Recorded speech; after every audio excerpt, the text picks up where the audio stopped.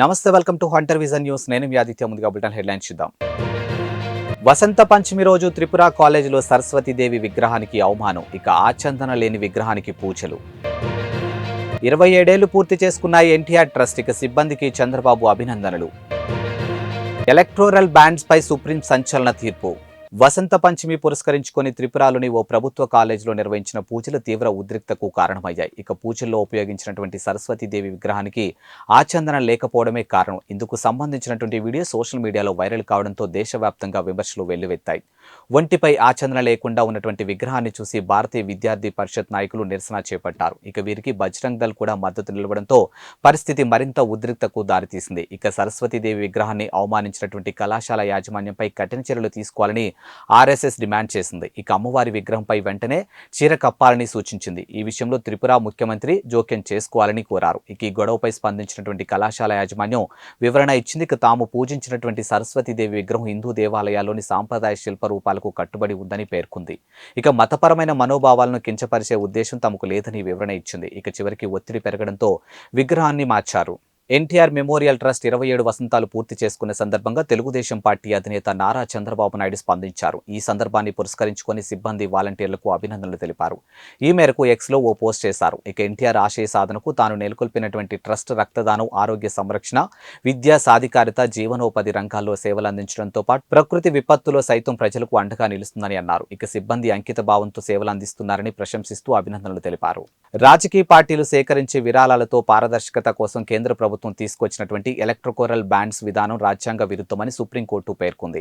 ఇక black money నిర్మూలన పేరుతో తీసుకొచ్చినటువంటి ఈ విధానంలో పారదర్శకత లోపించిందని వ్యాఖ్యానించింది. ఆర్జీఐ పరిధిలో నుంచి ఎలక్ట్రోకోరల్ బ్యాండ్స్ ను తప్పించడం సరికాదని, ఇది రాజ్యాంగ విరుద్ధమని పేర్కొంది. ఇక ఎన్నికల వ్యవస్థలో రాజకీయ పార్టీలు కూడా ఓ భాగమేనని సుప్రీంకోర్టు ప్రధాన న్యాయమూర్తి జస్టిస్ డివై చంద్రచూడ్ వ్యాఖ్యానించారు. ఇక ఏ పార్టీకి ఎవరు విరాళం ఇస్తున్నారనే విషయం తెలుసుకోవడం ద్వారా ఓటరు తాను ఎవరికి ఓటు వేయాలో తేల్చుకునే వీలు కలుగుతుందని చెప్పారు. రాజకీయ పార్టీలకు విరాళాలు క్విడ్ ప్రో కోకు దారితీయవచ్చని సుప్రీంకోర్టు ఆందోళన వ్యక్తం చేసింది. ఇక బ్లాక్ మనీని అరికట్టడం, విరాళాలు అందించే వ్యక్తులు, సంస్థల గోప్యతను కాపాడమే లక్ష్యంగా ఎలక్ట్రోకోరల్ బ్యాండ్స్ విధానాన్ని తీసుకొచ్చినట్లు కేంద్ర ప్రభుత్వం తెలిపింది. అయితే నల్లధనాన్ని అరికట్టేందుకు ఎలక్ట్రోకోరల్ బ్యాండ్స్ ఒక్కటే మార్గం కాదని సుప్రీం ధర్మస్థానం అభిప్రాయపడింది. ఎలక్ట్రోకోరల్ బ్యాండ్స్ జారీని వెంటనే నిలిపివేయాలని, ఇప్పటి వరకు జారీ చేసినటువంటి బ్యాండ్స్ వివరాలను ఎన్నికల సంఘానికి అందజేయాలని స్టేట్ బ్యాంక్ ఆఫ్ ఇండియాను సిజేఐ ఆదేశించారు. ఇక రాజకీయ పార్టీలకు చెందినటువంటి ఎలక్ట్రోకల్ బ్యాండ్స్ వివరాలను మార్చి 31లోగా వెబ్సైట్లో ఉంచాలని ఎన్నికల సంఘాన్ని ఆదేశించారు. ఈ పిటిషన్ను విచారించినటువంటి సుప్రీంకోర్టు సుదీర్ఘ విచారణ చేపట్టాల్సి ఉందని పేర్కొంది. ఇందుకోసం సిజేఐ జస్టిస్ డివై చంద్రచూడ్ ఆధ్వర్యంలో 5 న్యాయమూర్తులు ప్రత్యేక ధర్మస్థానం ఏర్పాటు చేసింది. ఇక ఈ ధర్మస్థానంలో సుప్రీంకోర్టు ప్రధాన న్యాయమూర్తి జస్టిస్ డివై చంద్రచూడ్తో పాటు న్యాయమూర్తులు justice Sanjiv Khan, justice J B Pardiwala, justice Manoj మిశ్రాలు ఉన్నారు. ఇక సుదీర్ఘ విచారణ తర్వాత గత ఏడాది నవంబర్ 2న సుప్రీం బెంచ్ తీర్పును రిజర్వ్ చేసింది. ఇక తాజాగా గురువారం ఈ కేసులో తీర్పు వెలువరించింది. ఇక CJI justice D Y Chandrachud, justice Sanjiv ఖన్నాలు 2 వేర్వేరు తీర్పులు వెలువరించారు. జనసేన పార్టీ అధినేత పవన్ కళ్యాణ్ ఉమ్మడి జిల్లాలో పర్యటనకు మాత్రం భద్రతా కారణాలు సాకుగా చూపి పర్యటనను అడ్డుకోవడం దారుణమని జనసేన పార్టీ పీఓసీ సభ్యులు ముత్తా శశిధర్ ధ్వజమెత్తారు. ఇక 36వ డివిజన్ బాలాజీ చెరువు సెంటర్ దగ్గర గల శ్రీ సత్యనారాయణ స్వామివారి ఆలయ సమీపంలో కాకినాడ సిటీ సహాయక కార్యదర్శి మిర్యాల హైమావతి, 36వ డివిజన్ అధ్యక్షులు సుంకర సురేష్ ఆధ్వర్యంలో డాక్టర్ బిఆర్ అంబేద్కర్ రాజ్యాంగం పునరుద్ధరించడానికి యుద్ధానికి మేము సిద్ధం కార్యక్రమాన్ని నిర్వహించారు. ఈ సందర్భంగా ఆయన మాట్లాడారు. ఇక పవన్ హెలికాప్టర్ ల్యాండింగ్ కు అనుమతి ఇవ్వకపోవడంతో పర్యటనను వాయిదా వేస్తున్నారని తెలిపారు. ఇక అధికార యంత్రాంగంపై అధికార పక్షం ఒత్తిళ్లు కారణంగానే ఈ నిర్ణయం తీసుకున్నారని ఆరోపించారు. ఇక జనసేన అధ్యక్షుడు పవన్ కళ్యాణ్ అమలాపురం పర్యటన విషయంలో అధికారులు అనుమతులు ఇవ్వకపోవడం దారుణమని అన్నారు. ఈ కారణంతో గురువారం చేపట్టాల్సినటువంటి జనసేనాని అమలాపురం పర్యటన వాయిదా పడిందని తెలిపారు. అదేవిధంగా కాకినాడ, తూర్పుగోదావరి జిల్లాల పర్యటనలు వాయిదా వేయడం జరిగిందని తెలిపారు. ఈ కార్యక్రమంలో జనసేన పార్టీ నాయకులు బడే కృష్ణ, సీమన్నారాయణ, ఆకుల శ్రీనివాస్, అట్ల సత్యనారాయణ తదితరులు పాల్గొన్నారు. 10 దేశాల నుంచి అతి విలువైన విషయాల్ని క్రోడీకరించి తయారు చేసినటువంటి రాజ్యాంగం మనది. చాలా ప్రపంచంలోనే కూడా అతిపెద్ద లిఖిత రాజ్యాంగం. అవి ఈరోజు తొంగలో తగ్గుతున్నటువంటి వైనం మనం చూస్తూ ఉన్నాం. ఈ వైసీపీ దౌర్జన్య పాలనలో మన రాజ్యాంగాన్ని మనం పరిరక్షించుకునే పాలన మనకి జనసేన పరిపాలన వచ్చినప్పుడే మనకు సాధ్యం అవుతుంది. కాబట్టి ఈరోజు మన పవన్ కళ్యాణ్ గారు ఎక్కడైనా మీటింగ్ చేసుకోవాలన్నా, జిల్లాల్లో పర్యటించాలన్నా కూడా అనుమతి నిరాకరించడం చూస్తున్నాం. ఈ దౌర్జన్యం, ఈ దాష్టికం అంతమొందించాలంటే మనం మన రాజ్యాంగ హక్కుల్ని, మన కొన్ని అవకాశాలని మనం ప్రజలందరూ కూడా ముందుకొచ్చి పోరాడి సాధించుకోవాల్సిన తరుణం వచ్చింది. కాబట్టి రాజ్యాంగాన్ని మనం పునరుద్ధరించుకునే కార్యక్రమంలో భాగంగా జనసేన వీర మహిళలందరం కూడా ఈరోజు శశిధర్ గారి నాయకత్వంలో కాకినాడ 36వ వార్డులో ఉద్యమించాం. మేము ఉద్యమ పాలన నశించాలి. కేవలం ఒక మీటింగ్ పెట్టుకునే అవకాశం కూడా మా నాయకుడికి ఇవ్వకుండా మీరు పిలికి పందలా భయపడతా ఉన్నారు. కేవలం మా నాయకుడు వచ్చి ప్రజలు సందేశం ఇవ్వడానికి కూడా మీరు వణికిపోతున్నారు. ఇంకా మీరు 175 అన్నారు.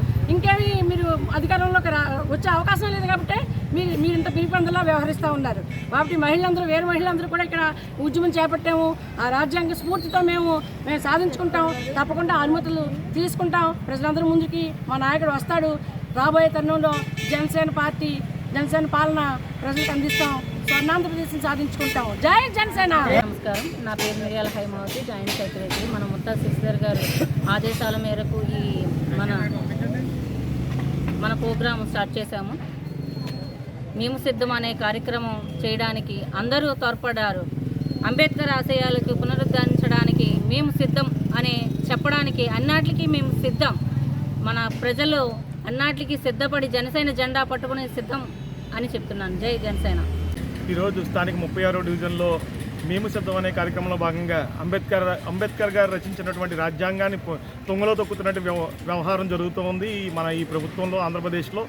దీనిపైన మేము ధ్వజమెత్తుతూ ఈరోజు ముత్తా శశిధర్ గారి ఆధ్వర్యంలో మన 36వ డివిజన్లో అంబేద్కర్ గారి రాజ్యాంగం మళ్ళీ పునరుద్ధరించాలనే విషయం పైన మేము మళ్ళీ ఒక రకమైన కార్యక్రమాన్ని, జనసేన కార్యక్రమాన్ని ఇక్కడ నిర్వహించడం జరిగింది. అంతేకాదు అదే మన పవన్ కళ్యాణ్ గారు, అధ్యక్షులు పవన్ కళ్యాణ్ గారు కాకినాడ వచ్చే తరుణంలో అనేక రకాలైనటువంటి ఇబ్బందులకు గురి చేస్తున్నారు. హెలిప్యాడ్కి కూడా పర్మిషన్ ఇవ్వలేనటువంటి పరిస్థితుల్లో భయభ్రాంతులకు గురవుతున్నారని మరొకసారి ఈ ప్రభుత్వానికి తెలియజేస్తున్నాము. ఇటువంటి పరిస్థితుల్లో మన ప్రభుత్వాన్ని మనం ఖచ్చితంగా ఖండించాల్సి ఉంటుంది. ఇటువంటి పరిస్థితుల్లో ఖచ్చితంగా జనసేన ఈ ధ్వజం ఎత్తుతూనే ఉంటుంది, కానీ ఎక్కడ తగ్గే ప్రసక్తే లేదు. సై అంటే సై అంటూ మేము కూడా కథం తొక్కుతామని మరొకసారి కాకినాడ జన సైనికుల తరపున తెలియజేస్తున్నాం. పవన్ కళ్యాణ్ గారి కార్యక్రమాన్ని అర్ధాంతంగా ఆపాల్సిన పరిస్థితిని ప్రభుత్వం కల్పించింది. మేము అడిగింది హెలికాప్టర్ ల్యాండింగ్ అనడానికి వాళ్ళు చెప్తున్న కండిషన్స్ చూస్తే నవ్వుతుంది. కావాలని ఇబ్బంది పెట్టడం, భీమవరంలో ఇబ్బంది పెట్టారు, అమలాపురంలో ఇబ్బంది పెట్టారు, కాకినాడకి సుదూరంగా ఉన్న గొల్లపూర్లో ఏమని చెప్పి ఏర్పాటు చేశారు. ఇవన్నీ చూస్తుంటే పవన్ కళ్యాణ్ గారికి భయపడుతున్నారు. పవన్ కళ్యాణ్ గారు రాకుండానే ఆపే ప్రయత్నం చేస్తున్నారు. ఆయన ఒక్కసారి పిలిపిస్తే రాష్ట్రం అంతా అల్లకూలగా ఉంటుంది. ఆయన్ని రాష్ట్రంలో అడుగు పెట్టకుండా ఆ వేళ చంద్రబాబు నాయుడు అరెస్ట్ అయినప్పుడు రోడ్ల మీద ఆపడానికి ప్రయత్నిస్తారు. కానీ ఏం సాధించారు? వెంటనే మేము మంగళగిరి వెళ్ళాం. మళ్ళీ ఆ తర్వాత రాష్ట్రం అంతా కూడా ఉద్యమాలు వచ్చాయి. ఆయన్ని నిర్బంధించడం వాళ్ళ చేతగానే తెలిసింది. ఇవాళ ఆకాశ మార్గంలో ఆపినంత మాత్రాన పవన్ కళ్యాణ్ గారి రాకనే ఆపలేదు. పరిస్థితులను ఏర్పాటు చేసుకుంటాం. మేము కూడా ఇలాంటి విషయాన్ని ఎదిరించి తీసుకొచ్చే ఏర్పాటుగా జనసైనికులు పెరుగుతారు. అంతేకాకుండా ఈవేళ ఒకటే చెప్తున్నాం, సిద్ధం అని చెప్తున్న జగన్మోహన్ రెడ్డి దేనికి సిద్ధపడ్డాడు? ఆయన ఆపడానికి సిద్ధపడతాడు. ఆయనకి పర్మిషన్ ఇవ్వకుండా ఉండడానికి సిద్ధపడతాడు తప్ప ఏమీ చేయట్లేదు. ఈవేళ ఈ ప్రాంతంలో రాజ్యాంగాన్ని కాలరించిన జగన్మోహన్ రెడ్డి ప్రభుత్వం పట్ల వ్యతిరేకంగా మేము అందరం చెప్పి పోరాటం చేస్తున్నాం. రాజ్యాంగం ఏం చెప్పింది? ప్రభుత్వం తన పని చేయాలి. కాకినాడలో ప్రభుత్వం లేదు, కొంతమంది మనుషుల చేతిలో కాకినాడలో అధికారం నడుస్తుంది. అధికార వర్గం లేదు, రాజ్యాంగం లేదు. దీన్ని రాజారెడ్డి రాజ్యాంగం ద్వారంపూడి చేతిలో కాకినాడ నలిగిపోతుంది. దాని నుంచి బయటకు తీయడానికి మేము సిద్ధంగా ఉన్నాం. జనసేన సిద్ధంగా ఉన్నారా లేదా? ఫిబ్రవరి 16న బీఎస్ఎన్ఎల్ ఉద్యోగులు ఒకరోజు సమ్మెను విజయవంతం చేయాలని బీఎస్ఎన్ఎల్ ఎంప్లాయీస్ యూనియన్ జిల్లా ప్రధాన కార్యదర్శి పి ఉమామహేశ్వరరావు, సిఐటియు జిల్లా ప్రధాన కార్యదర్శి చెక్కల రాజ్ కుమార్ పిలుపునిచ్చారు. బీఎస్ఎన్ఎల్ ప్రైవేటీకరణ వ్యతిరేకిస్తూ కాంట్రాక్టు అవుట్సోర్సింగ్ ఉద్యోగులను కనీస వేతనం 26,000 చెల్లించాలని ఈ సందర్భంగా బీఎస్ఎన్ఎల్ ఎంప్లాయీస్ యూనియన్ జిల్లా ప్రధాన కార్యదర్శి పి ఉమామహేశ్వరరావు, సిఐటియు జిల్లా ప్రధాన కార్యదర్శి చెక్కల రాజ్ కుమార్ పేర్కొన్నారు. ఫిబ్రవరి 16వ తారీఖున జరిగే ఒక్కరోజు సమ్మెను జయప్రదం చేయాలని కాకినాడ మెయిన్ రోడ్ నందు గల బీఎస్ఎన్ఎల్ కార్యాలయంలో భోజన విరామం సమయంలో బీఎస్ఎన్ఎల్ ఎంప్లాయీస్ యూనియన్ ఆధ్వర్యంలో ఆందోళన నిర్వహించారు. ఈ సందర్భంగా వారు మాట్లాడారు. ఇక వేతన సవరణ వెంటనే పరిష్కరించాలని, నాన్ ఎగ్జిక్యూటివ్ ఉద్యోగులకు ప్రమోషన్ పాలసీని అమలు చేయాలని డిమాండ్ చేశారు. ఇక 2015 నుండి పెన్షన్ సవరణ వెంటనే ఇవ్వాలని, 4 లేబర్ కోర్టులు రద్దు చేసి ప్రభుత్వ రంగ స్థల ప్రైవేటీకరణ ఆపాలని పేర్కొన్నారు. ఇక బీఎస్ఎన్ఎల్ ఆధునీకరణకు ప్రభుత్వ నిబంధనలకు ఆటంకంగా ఉన్నాయని, ప్రైవేటు టెలికాం ఆపరేటర్లకు లాభాలు పెంచేందుకు ఉద్దేశపూర్వకంగా అంతర్జాతీయ సంస్థల నుండి 4G, 5G ఎక్విప్మెంట్ కొనుగోలు కేంద్ర ప్రభుత్వం బీఎస్ఎన్ఎల్కు అనుమతులు నిరాకరిస్తుందని విమర్శించారు. ఈ కార్యక్రమంలో బీఎస్ఎన్ఎల్ ఎంప్లాయీస్ యూనియన్ జిల్లా సహాయక కార్యదర్శి కె శివప్రసాద్, మహిళా విభాగ నాయకురాలు డి జగదీశ్వరి, కూడిపూడి ఉమామహేశ్వరరావు, కె ప్రభాకర్ రావు తదితరులు పాల్గొన్నారు.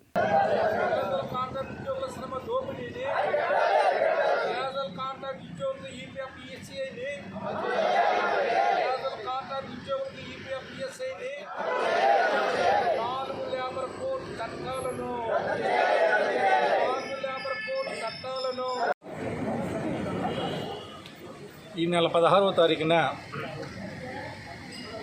కేంద్ర సంఘాలు ఇచ్చిన పిలుపు మేరకు BSNL employees union, all India BSNL DOT pension association, BSNL casual contract worker federation కమిటీగా ఏర్పడి 16వ తారీఖున ఇక్కడ జరిగేటువంటి సమ్మెని జయప్రదం చేయాలని నిర్ణయించడం జరిగింది.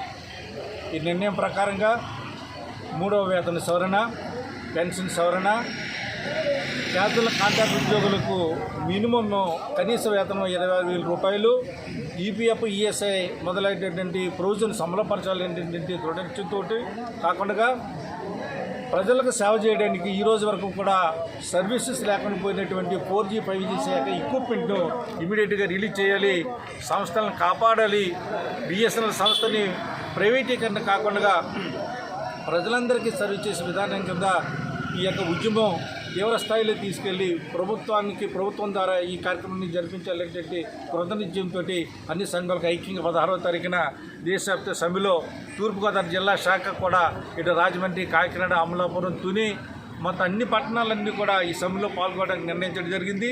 దీనికి మద్దతుగా సిఐటి సంఘాలు కూడా ఈ రోజున మా యొక్క టెలిఫోన్ ఎక్స్చేంజ్ కాకినాడకు వచ్చి మద్దతు ప్రకటించడం, జిఐటి జనరల్ సెక్రటరీ రాజ్కుమార్ గారు, పద్మ గారు కూడా రావడం మా అందరికీ కూడా ఆనందంగా ఉన్నది. ఉత్సాహంగా తప్పకుండా మీ అందరూ కూడా 16వ తారీఖు జరిగిన సమ్మెని పాల్గొని ఉద్యోగుల సమస్యలు, ఈ యొక్క బీఎస్ఎన్ఎల్ సంస్థకు సంబంధించిన 4G 5G యొక్క ఎక్విప్మెంట్ సాధిస్తామని ఈ సందర్భం మనం చేస్తాం. మోపిదేవిలో భక్తుల చేత విశేష పూజలు అందుకుంటున్నటువంటి శ్రీవల్లి దేవసేన సమేత సుబ్రహ్మణ్యేశ్వర స్వామివారి కళ్యాణ మహోత్సవాన్ని కన్నుల పండుగగా నిర్వహించారు. శ్రీ సుబ్రహ్మణ్యేశ్వర స్వామివారి బ్రహ్మోత్సవాల్లో భాగంగా 2వ రోజైనటువంటి బుధవారం రాత్రి దివ్య కళ్యాణ మహోత్సవాన్ని భక్తి పారవశ్యాలతో నడుమ ఘనంగా ఏర్పాటు చేశారు. ఇక ఆలయ సహాయక కమిషనర్ నల్లం సూర్య చక్రధర్రావు ఆధ్వర్యంలో బ్రహ్మశ్రీ కొమ్మూరు పనికుమార్ శర్మ, ఆలయ ప్రధాన అర్చకులు బుద్ధు పవన్ కుమార్ శర్మ బ్రహ్మోత్సవంలో స్వామివారి కళ్యాణ మహోత్సవాన్ని నిర్వహించగా భక్తులు భక్తి శ్రద్ధలతో తిలకించారు. ఇక భక్తులకు ఎటువంటి అసౌకర్యం కలగకుండా చక్రధర్రావు ప్రత్యేక ఏర్పాట్లు చేశారు. ఇక తొలుత ఉదయం సుప్రభాత సేవ, ఇక ప్రాతకాలార్చన, పంచామృత స్థాపన, నిత్య హోమము, బలిహారణ కార్యక్రమంలో పాటు శ్రీ స్వామివారిని శ్వేష వాహనంపై గ్రామోత్సవాన్ని నిర్వహించారు. రాత్రికి శ్రీ స్వామివారి ఎదుర్కోలు ఉత్సవం అనంతరం కళ్యాణం చేశారు. ఇక అనంతరం నంది వాహనంపై గ్రామ పురవీధుల స్వామివారిని ఊరేగించారు. కళ్యాణ మహోత్సవాలను పురస్కరించుకొని ఆలయ ప్రాంగణంలో ఏర్పాటు చేసినటువంటి కూచిపూడి నృత్యాలు ప్రత్యేక ఆకర్షణగాను నిలిచాయి. ఇక కూచిపూడికి చెందినటువంటి అభినయ నాట్య అకాడమీ ట్రైనర్ కె వెంకట జ్యోతి ఆధ్వర్యంలో గుడివాడకు చెందినటువంటి చిన్నారులు చేసినటువంటి ప్రదర్శన భక్తులను ఆకట్టుకుంది. ఇక ప్రధాన అర్చకులు బుద్ధ పవన్ కుమార్ శర్మ, ఆలయ ముఖ్య అర్చక బుద్ధు సతీష్ శర్మలు ప్రోత్సాహంగా చిన్నారులకు బహుమతులు అందజేశారు.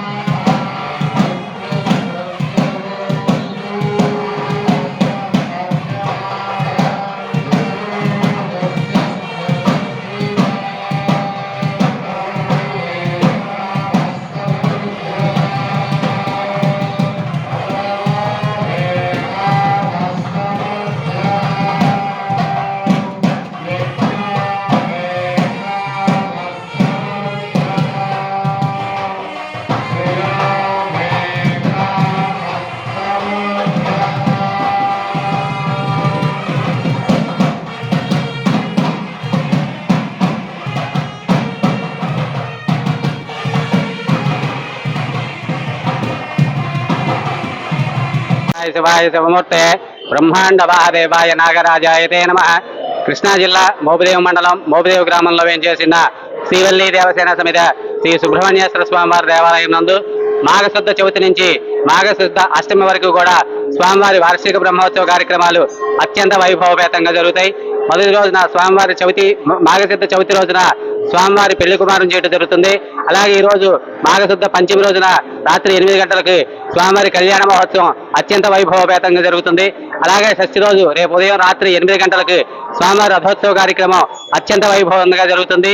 చివరి రోజు మాఘశుద్ధ అష్టమి రోజున స్వామివారి పుష్ప సయ్యాలంక ప్రియంగ సేవా కార్యక్రమం అత్యంత వైభవంగా జరుగుతుంది. కావున 50 మంది భక్తులు కూడా 5 రోజులు స్వామివారిని దర్శించి తీర్థ ప్రసాదాలు స్వీకరించి స్వామివారి కృపకు పాత్రలు కావాల్సిందిగా కోరుచున్నాం.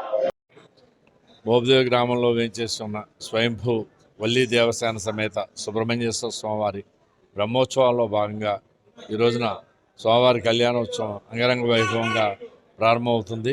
ఇప్పుడే స్వామివారు మరి నగరోత్సవం చేసుకుని వచ్చి కళ్యాణానికి పెళ్లి కుమారుడిగా పెళ్లి కుమార్తెగా సన్నిధం అవుతున్నారు. ఈ యొక్క కార్యక్రమంలో వేలాదిగా భక్తులందరూ కూడా వచ్చి పాల్గొనడం సంతోషంగా ఉంది. మరి ఈ తదనంతరం చాలా ఓపికగా భక్తి శ్రద్ధలతోటి ఈ యొక్క కళ్యాణోత్సవ కార్యక్రమం అంతా తిలకించవలసిందిగా మీ ద్వారా భక్తులందరికీ విజ్ఞప్తి చేస్తున్నాం. తదనంతరం రేపు సాయంకాలం ఊరేగింపు తర్వాత స్వామివారి యొక్క రథోత్సవం అత్యంత వైభవంగా జరుగుతుంది. ఈ రథోత్సవ కార్యక్రమంలో కూడా వేలాదిగా భక్తులందరూ కూడా పాల్గొనవలసిందిగా ప్రార్థిస్తున్నాం. తదనంతరం 16వ తారీఖున వసంతోత్సవం, 17వ తారీఖున శ్రీ పుష్పయోగోత్సవంతో పాంచానికంగా ఈ యొక్క కార్యక్రమాలన్నీ కూడా పూర్తవుతున్నాయి. కావున భక్తులందరూ వచ్చి స్వామివారి యొక్క దర్శించుకుని స్వామివారి యొక్క తీర్థ ప్రసాదాలు స్వీకరించి స్వామివారి కృపపాత్రలు అవుతారని మీ ద్వారా భక్తులందరికీ కూడా విజ్ఞప్తి చేస్తున్నాం. ఏలూరు జిల్లా లింగంపాలెం మండలం పుప్పలవారిగూడెంలో ప్రాంతంలో కోడి పందాలు నిర్వహిస్తున్న కొంతమంది పోలీసులు వస్తున్నారని ముందస్తు సమాచారంతో కోడి పందాలు నిలిపివేసి రోడ్డుపైకి వచ్చారు. ఇంతలో పోలీసులు రావడంతో అక్కడి నుండి వెళ్లిపోయే క్రమంలో ఓ వ్యక్తి నూతిలో పడి మృతి చెందినట్లు సమాచారం. ఇక పూర్తి వివరాలు ఇంకా తెలియాల్సి ఉంది. ప్రత్యక్ష సాక్షులు గ్రామస్తులు తెలిపిన సమాచారం ప్రకారం ఈ ఇన్సిడెంట్ లో పోలీసులు తప్పు కానీ పొరపాటు కానీ లేదని, పోలీసులు ఎవరిని వెంబడించలేదని తెలిపారు.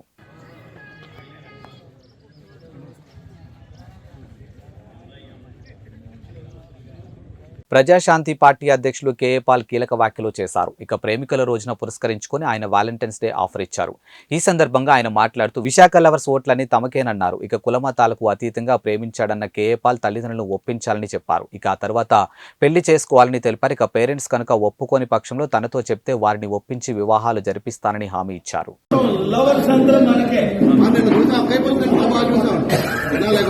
ప్రేమించండి, పెళ్లి చేసుకోండి, తల్లిదండ్రులు సన్మానించండి, మతాలకు అతీతంగా ప్రేమించండి, పెళ్లి చేసుకోండి, తల్లిదండ్రులకి సన్మానం ఇవ్వండి, ఒప్పించండి. ఒప్పుకోకపోతే నేను ఒప్పిస్తాను. ఇది వ్యాలంటైన్స్ డే నా మెసేజ్. 15 కోట్లు నా వైఫ్ దళితుడు. కులాలకి మనకు సంబంధం ఏంటి? 2,000 రూపాయలు ఇచ్చి వాళ్ళు ఒడిశా నుంచి నర్సీపట్నం తప్పించుకొని పెళ్లి చేసుకున్నారు. 2,000.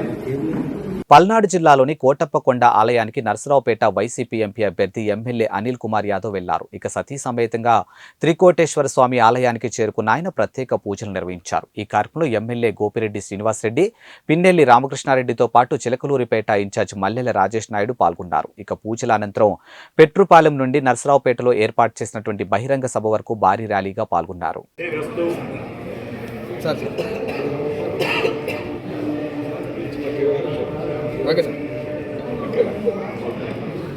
గుంటూరు జిల్లా మంగళగిరిలో 4వ విడత వైఎస్ఆర్ ఆసరా నిధులు పంపిణీ కార్యక్రమం సంబరాలు నిర్వహించారు. ఇందులో భాగంగా దాదాపు 35,000 మంది మహిళలకు సుమారు 32 కోట్ల రూపాయలు విలువైన నిధులు విడుదల చేశారు. కాగా ఈ కార్యక్రమంలో రాజ్యసభ సభ్యులు విజయసాయిరెడ్డి పాల్గొన్నారు.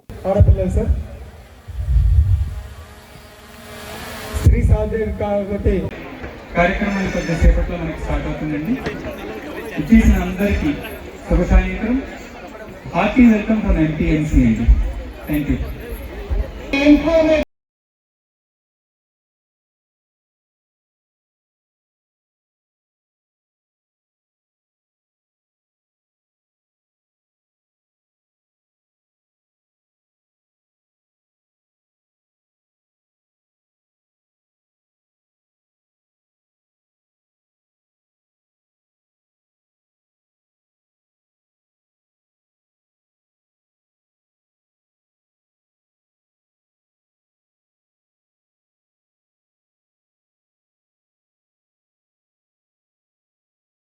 చికిత్స పొందుతున్నటువంటి బాధితుల ప్రాంతాలను సందర్శించామని సిపిఎం రాష్ట్ర కార్యదర్శి వి శ్రీనివాసరావు తెలిపారు. ఇక నీరు కలుషితం అయిందని 10 రోజులుగా స్థానికులు అధికారులకు చెప్పినా పట్టించుకోవడం లేదని మండిపడ్డారు. ఇక పేదలు ఉండే ప్రాంతాలను మున్సిపల్ సిబ్బంది నిర్లక్ష్యం చేస్తుందని ఆరోపించారు.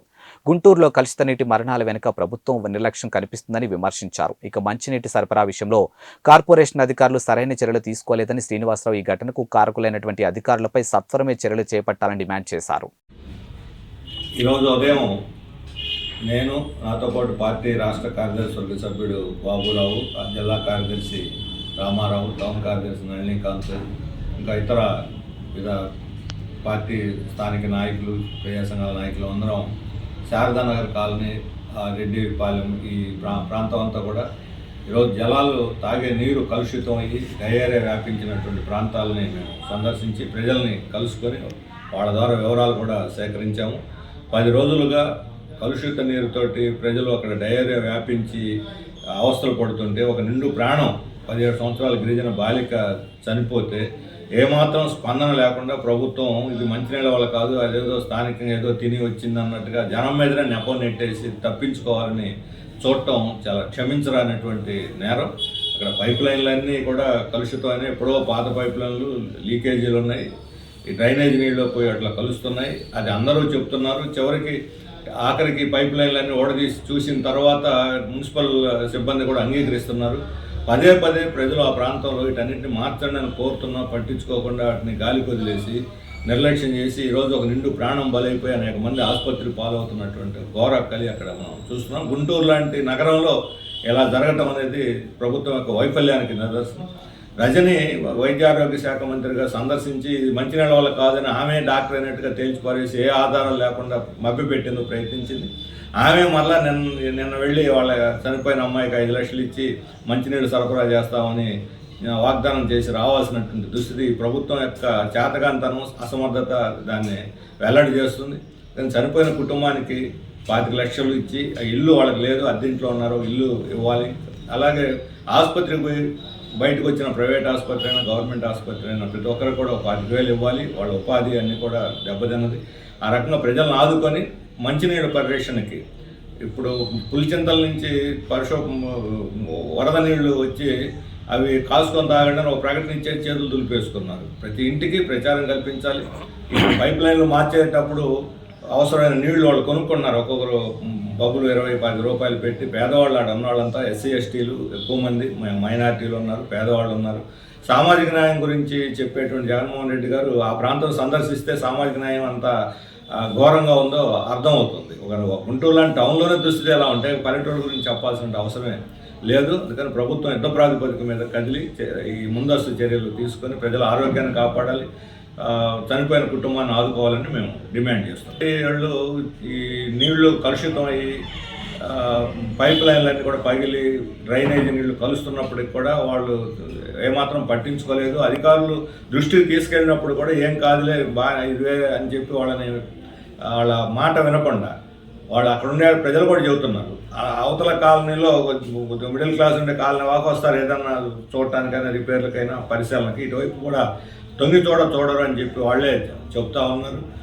అందుకని మున్సిపల్ ఇది పేదవాళ్ళు ఉండే మురికి కాలనీ కింద లెక్కేసి దానికి నిర్లక్ష్యం, అసలు జనాభా లెక్కలు లేకుండా చేసి చూసినట్టుగా కనిపిస్తుంది. దాన్ని అంటరాని ప్రాంతం కింద చూసినట్టు కనిపిస్తుంది. ఈ మున్సిపల్ అధికారులు తక్షణం వాళ్ళ తప్పును సరిదిద్దుకొని నిధులు కేటాయించి పైప్ లైన్లన్నీ బాగు చేయించాలని చెప్పి డిమాండ్ చేస్తున్నాం. ఇవి వాల్టి బులెటిన్ అప్డేట్స్. మరో బులెటిన్తో మళ్ళీ కలుద్దాం. అంతవరకు సెలవు, నమస్కారం.